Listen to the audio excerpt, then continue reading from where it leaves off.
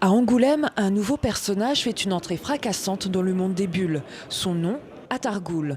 Fils de roi africain, il devient esclave en Jamaïque où, sous couvert d'un comportement modèle, il prépare une impitoyable vengeance. Un nouveau héros qui a failli ne pas voir le jour sous la plume de Bruno, il n'était pas séduit par le projet de Fabien Nury, auteur du scénario. J'ai eu un peu peur parce que je me suis dit avec l'esclavage et puis cette histoire d'esclaves d'esclaves vengeurs, je me suis dit ça va peut-être être un peu casse-gueule.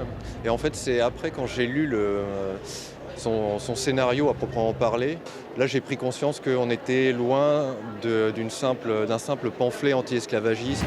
Aujourd'hui, la BD, véritable succès populaire, respecte l'esprit dramatique du livre et les dessins stylisés de Bruno mettent en exergue le côté sombre des personnages et le héros n'y échappe pas. Atargul, c'est une sorte de...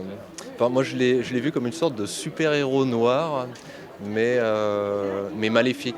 Naturellement, je suis allé vers un personnage très peu expressif et assez inquiétant. Donc, je voulais un personnage assez totémique pour qu'il puisse représenter toute cette haine contenue en lui qui va, au travers du bouquin, enfin, à la fin du bouquin, va exploser au final.